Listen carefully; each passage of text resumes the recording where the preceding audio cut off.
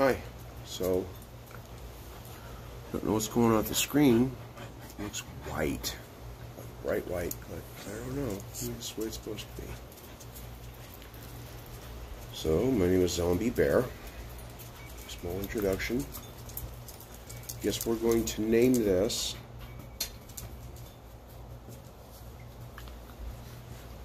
Accidents Happen.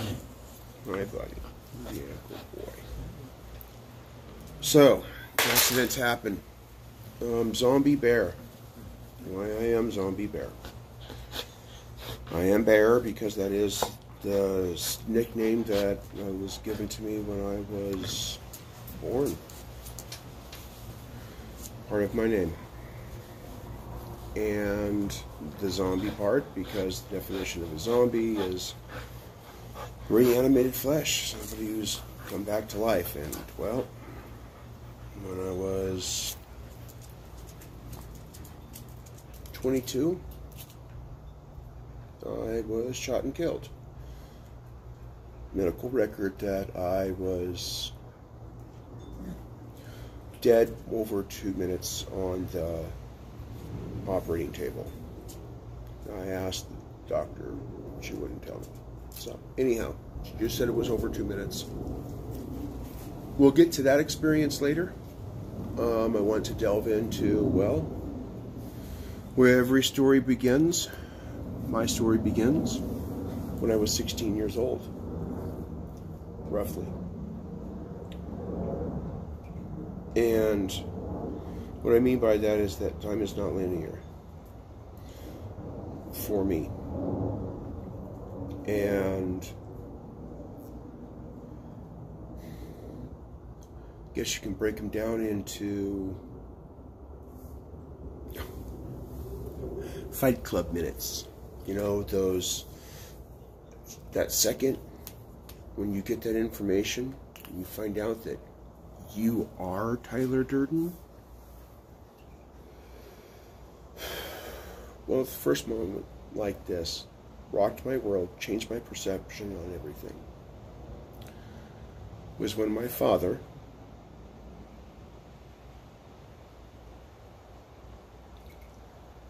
the subject had come around to accidental births, and I had asked my father, was it true that I was an accident? All my life, I had heard from my mother that I was.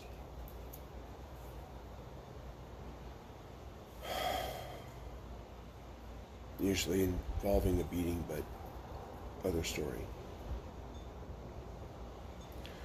My father said no. Sure the hell wasn't. I told her I pulled out, but I deliberately. I wanted another kid.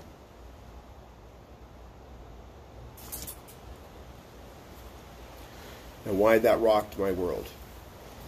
Why you would find that, anyone would find that so relevant. When I'm 53 years old. Or when I'm 16. Well, it's because Dad left when I was 6 months old. Why is that relevant? It happens to all the other ones. Well, my father had married a divorced woman with a single mother with 2 children.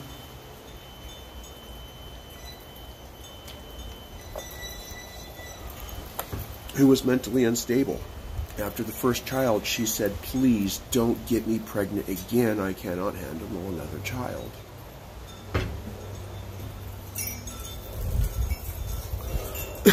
Well, he says he pulled out. Or he told her he pulled out, but he didn't. And the accident was now in her stomach.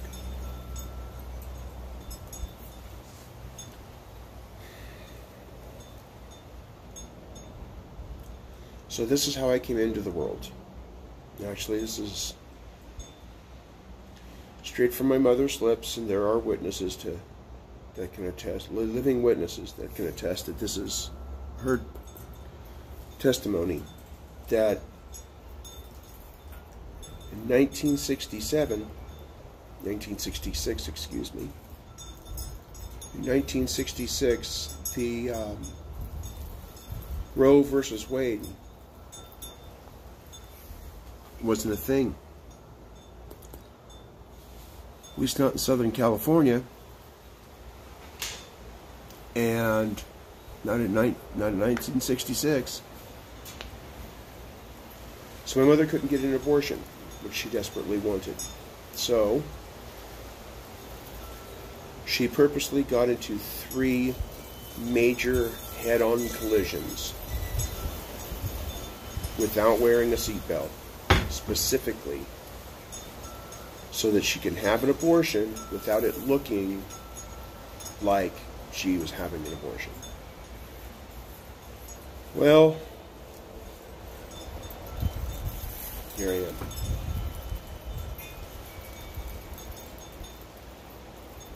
It's kind of fucked up though, ain't it?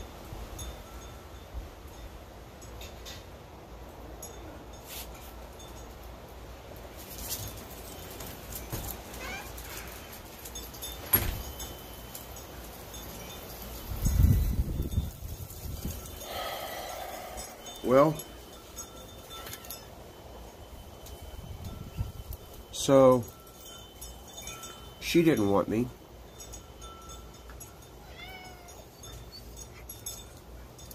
He wanted me born, but 6 months later he bailed, so he didn't want me. So I'm alive and no one wants me.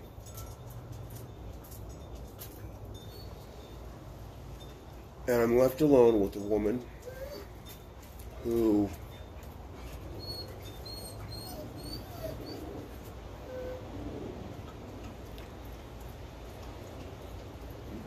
literally was 5150. She was diagnosed. I know that when she passed away, and for several years that I had known her, like, oh my gosh,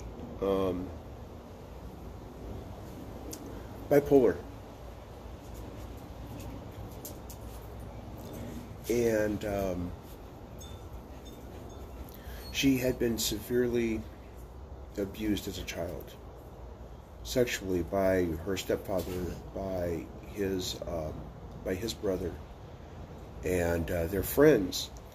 And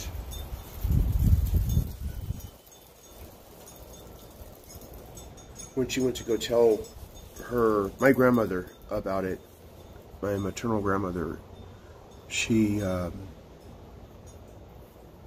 blamed my mother for trying to steal her man, that my mother was crazy, and that beat her up, and then locked her away into an insane asylum. And you have to understand that these are the asylums from the, oh my God, they've got to be from the she was born in 1940, and that she was 1954? Don't they make horror movies about those? So, yikes. Scary. And that your own mother put you there because you were getting raped.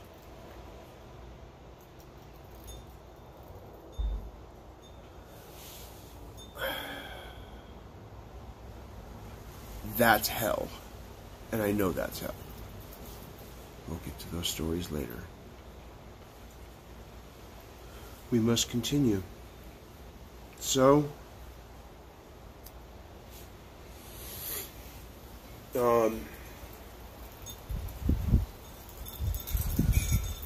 it's no surprise that I was vastly abused. Now, around when I was 1.5 years old, my stepfather came into the picture, and he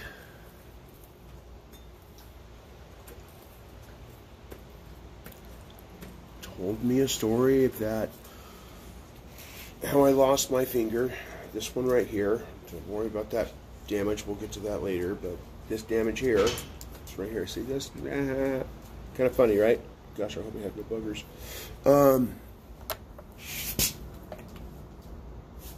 That one of my older brothers had been using one of the push lawnmowers without a mower, without a motor, and you know, the boom boom, the blade goes like this right here. I guess he had been done with the lawn, and he was dragging it behind him, heading back to the garage, and the blade spinning like this. And 1.5 years old, I reached out to touch it, and there goes my finger. And telling you, this is the story I was told, and I don't know if it's true or not. A lot of denial, blah blah blah blah. It wasn't me, but anyhow, so that's how it happened, was by a lawnmower, and then someone got rid of the tip of the finger, because, I mean, you have to think that literally it was just that much of a 1.5-year-old's finger. It doesn't look like much. You put a bandage on it, they figured, Mom and Dad will never know. And they got rid of the finger, which could have got sewed back on. So, I mean, I don't remember that. I remember the rose switches, the ones with the thorns. And I remember, because I wasn't tired and I couldn't take a nap, and it was hot, she had me under this wool blanket. It was 2.5, not 3. It's one of my earliest memories.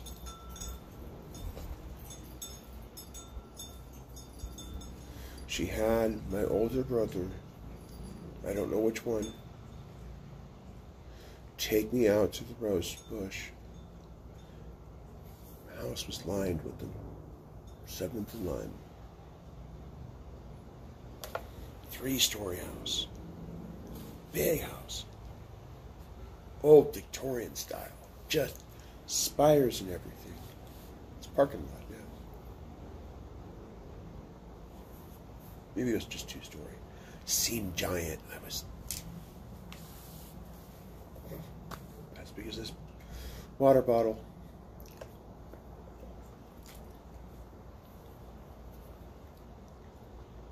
I picked it out. Didn't know what it was for.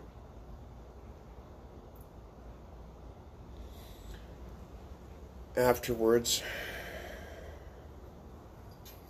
one of my brothers, well, maybe more than one, pulled the thorns from my hands, my back, and my backside, and my legs.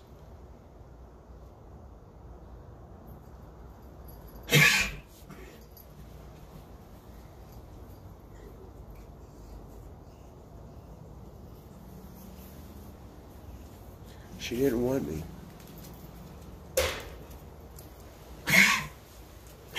Neither did he. So,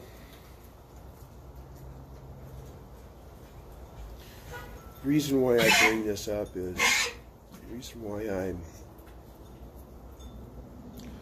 going through this is because I've had another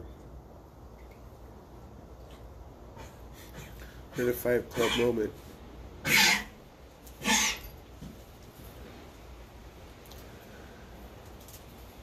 And it's become debilitating. And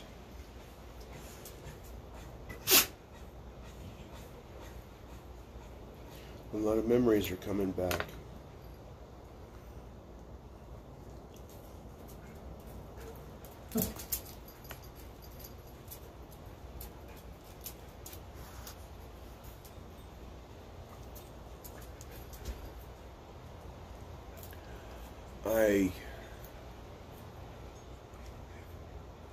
Actually sitting here, just another memory comes to mind.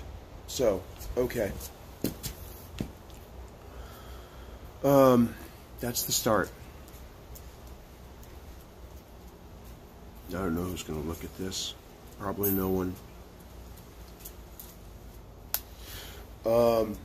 Okay. This is important. This is important. I remember now. This is why I was going to do this. So, in a couple more videos, I'm going to find out. This is kind of like a diary, because, I've looked around and there's no one on our insurance plan. There's no psychiatrist that deals with the shit that I went through. And one that they did give me, I outsmarted him. So, there's context. Massive context. So, my mother had used various types of punishment to get me to, I don't know, mind her, to do what she wanted.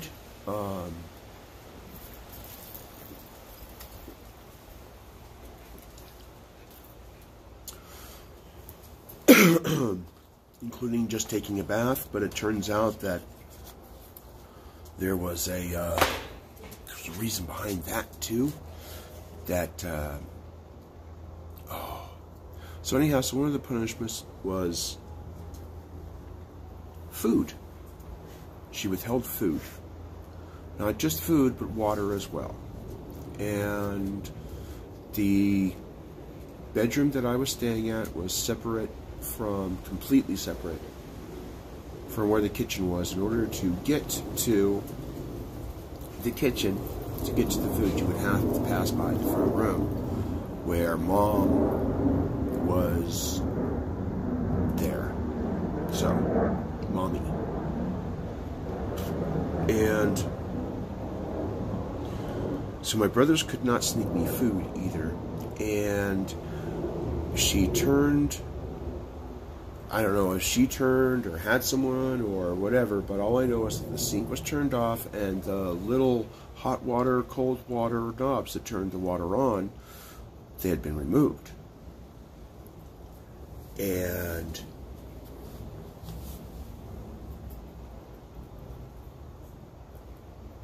I remember I was so thirsty. I was so hungry. I had no energy. And I could barely crawl into the bathroom. And I lifted the back of the lid of the toilet and drank. Just to gain some energy.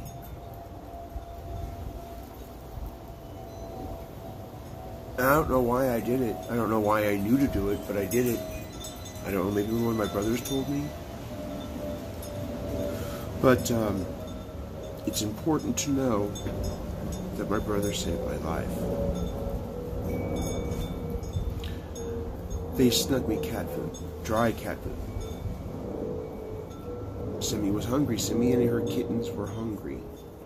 So they needed more food. And they could sneak food in to the cats. My mom wouldn't notice. And they gave the cat food to me. And I ate dry cat food to survive, and I'm grateful. I'm grateful that my brothers gave me something, a chance. They gave me a chance. Without them, I never would have had that chance.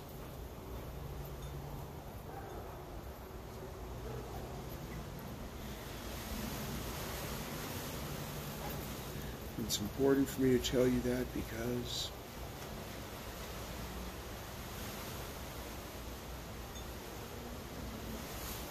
what they did to me in later years,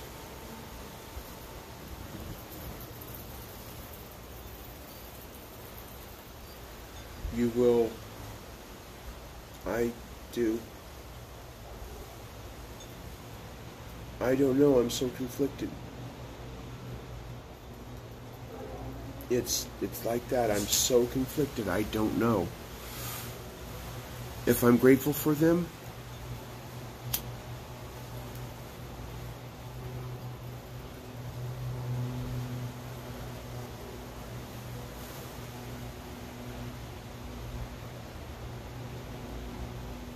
Why didn't they let me die?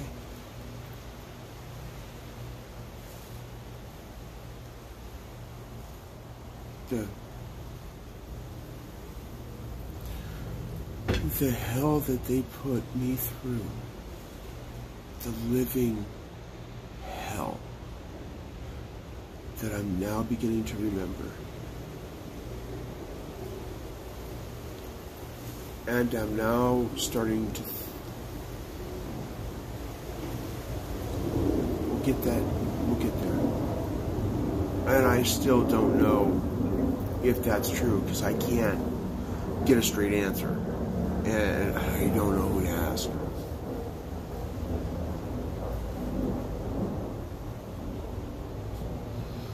My mother finally snapped, and she committed herself to the insane asylum. Before that, we had gotten... something happened. I don't know what it was. Something happened. And somebody came to the house, and the house was just fucking filthy because my mom would not clean for shit. And,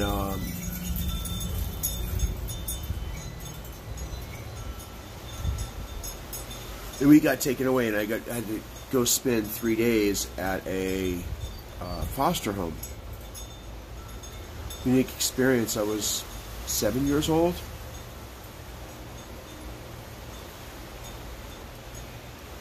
And I remember that because while I was there, the first night I was asked to go take a bath by the mom. It wasn't the first night, it was the next day. Asked me, please go take a bath. You need to go take a bath. You didn't take one yesterday, so we need you to go take one today. So I went in, and my brothers were supposed to have been teaching me how to bathe. At least that's what my mother, I find this out later, in her stories, I told them to teach you how to wash yourself. Well, they didn't. We'll circle around to that. That's enlightening. But they didn't. And so I went into the bathtub, and I played around, and I did what I thought I knew how to do, but obviously it wasn't enough, because when I got out of the bath, she didn't say nothing to me. She just, I went outside, and I don't know what I did. I think I just sat down. I don't know. I was scared to do anything. Their house was so pretty. And only grandma's houses were that pretty, and you don't touch stuff at grandma's houses. And even though they told me the toys were there, that I could play with them, I was really, because I don't want them to think I was stealing them either, because, why would I think that? Why did Dad come up? I forgot all about that.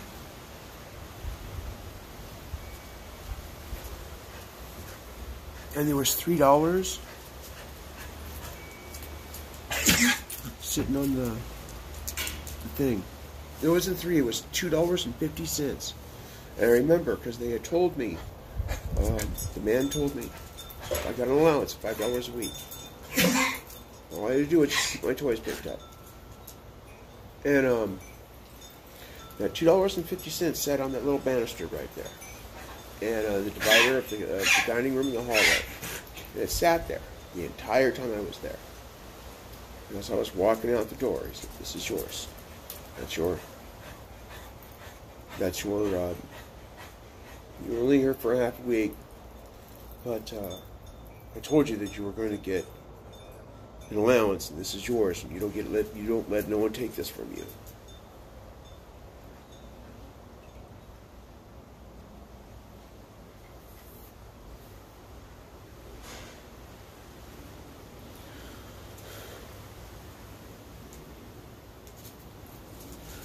So that night, I heard the conversation.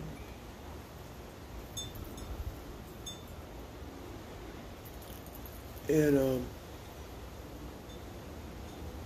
I don't think he knows how to wash himself. Sure? It sure didn't seem like it. He was in there, he was singing, he was playing, but he came out and he was still dirty all over the place. So, he came in and he asked me to go take another bath. And I was in the bath. He didn't. I undressed myself. He ran the water, left the room. I got undressed. I got in the bath. Then he came in and he washed me.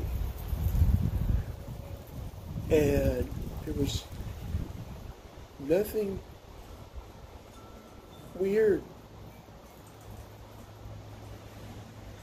And trust me, I knew weird. By this time, I knew weird. And it wasn't there.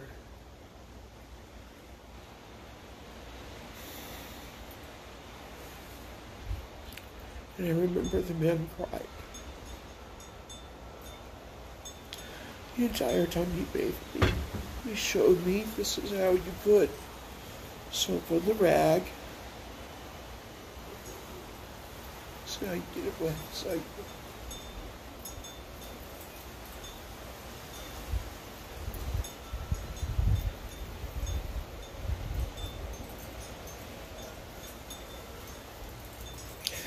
He didn't want me. Why didn't he leave me with him? He was such a nice man.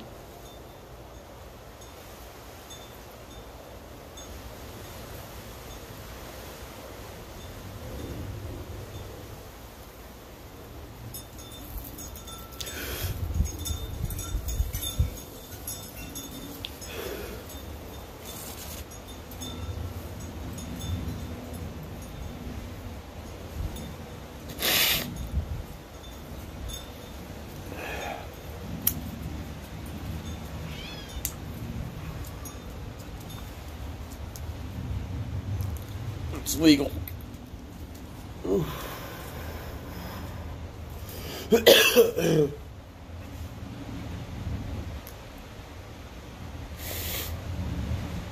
So,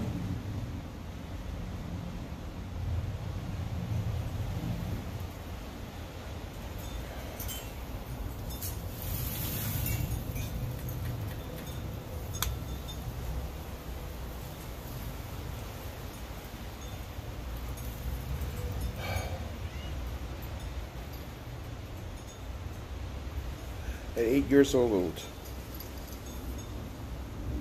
Surprise, surprise, I had a few behavior problems. And actually what had happened was a complete accident. I was playing tag with this girl. We were running around, we were chasing each other, and I tripped. She was in front of me and she was turning and I tripped. And I reached out, I was just trying to not fall on my face, and I grabbed her pants, and I pulled her pants down, and I was so embarrassed, but that got me kicked out. They thought I deliberately pantsed this girl. No.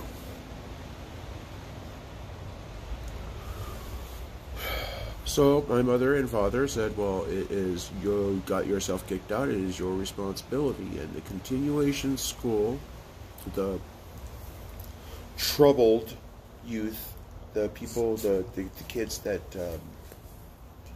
and I do that because there was a girl in the class with, and these are the people that I had class with, and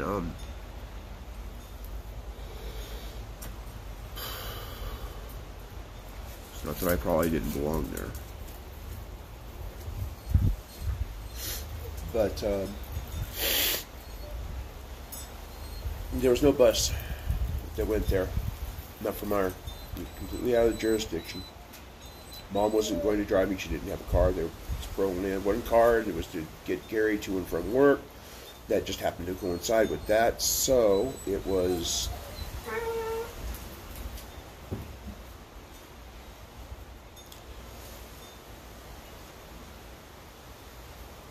now, mind you, I'm 8 years old, and I'm wanting to think that it's like 5 or 7 miles to school. Every morning I had to walk there, and then every day I had to walk home by myself. 7 miles over the freeway, through all of the parking lots.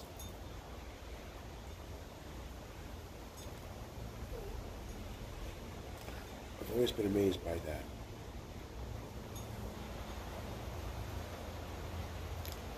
So, this is the beginning.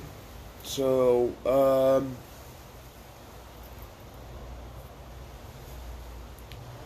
gotta get up, and this has been like a long time.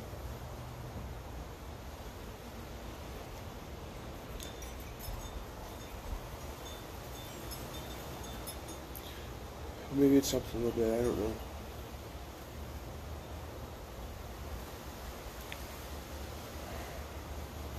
So, mistakes happen. Here I am.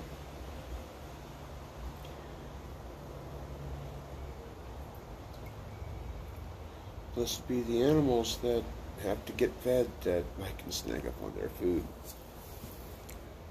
So, I have to get up and go to work early in the morning. Responsibilities.